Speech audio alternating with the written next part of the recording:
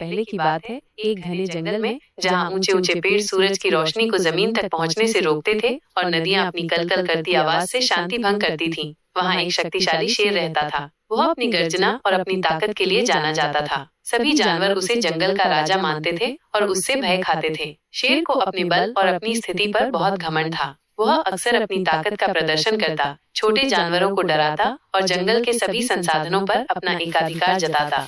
उसी जंगल में एक चतुर और फुर्तीला बंदर भी रहता था। वो पेड़ों पर कूदने और फलों को तोड़ने में माहिर था। बंदर स्वभाव से मिलनसार था और सभी जानवरों के साथ घुल मिलकर रहता था। वो शेर के घमंड और उसके अहंकार को अच्छी तरह जानता था, लेकिन वो जानता था कि सीधे तौर पर उससे मुकाबला करना मूर्खता होगी। एक दिन गर्मी बहुत अधिक थी और जंगल के सभी जानवर पानी की तलाश में थे। एक छोटा सा तालाब था जहाँ आमतौर पर पानी उपलब्ध रहता था, लेकिन उस दिन वो लगभग सूख चुका था। शेर अपनी प्यास बुझाने के लिए तालाब पर पहुंचा। उसे देखते ही सभी जानवर डरकर दूर भाग गए। शेर ने जैसे ही पानी पीने के लिए सिर झुकाया, उसे अपनी प्यास मिटाने के लिए पर्याप्त पानी नहीं मिला। वो क्रोधित हो गया और जोर से गरजा, कौन है जो मेरे पानी को पी गया? मुझे अभी और पानी चाहिए।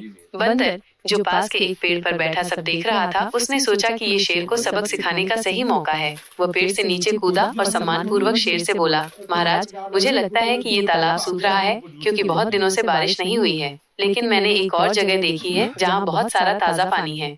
शेर ने संशय भरी नजरों से बंदर को देखा, तुम मुझे क्या बता रहे हो? अगर ऐसा है तो मुझे वहाँ ले चलो, शेर ने अपनी मर्दाना आवाज में कहा। बंदर ने मुस्कुराते हुए कहा, जरूर महाराज, लेकिन वह जगह थोड़ी दूर है और वहां तक पहुंचने के लिए कुछ मुश्किल रास्ते हैं। आपको मेरे पीछे आना होगा। शेर ने अपनी नाक से कोड़ी। उसे लगा कि एक छोटे से बंदर का पीछा करना उसकी शान के खिलाफ है, लेकिन प्यास उसे परेशान कर रही थी। उसने सोचा कि ये बंदर उसे बेवकूफ बना रहा है, लेकिन उसने तय किया कि वो उसे देख लेगा। बंदर आगे आगे कूदता हुआ चलने लगा और शेर भारी कदमों से उसका पीछा करने लगा। बंदर ने शेर को झाड़ियों और घनी लताओं के बीच से ले जाया, जहाँ शेर को अपने भारी शरीर के कारण मुश्किल हो रही थी। फिर वे एक गहरी खाई के पास पहुंचे, जिसे पार करने के लिए एक पतला, डगमगाता हुआ पेड़ का तना था।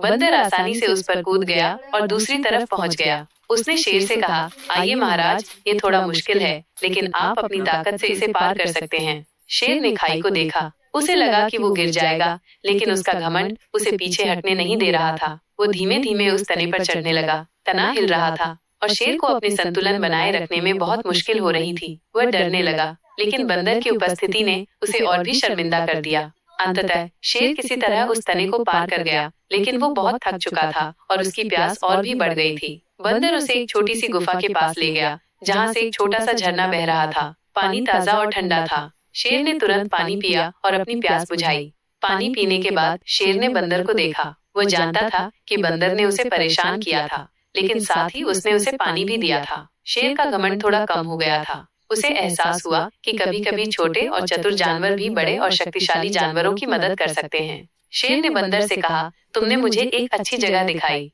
मैं तुम्हारी चतुराई की प्रशंसा करता हूँ।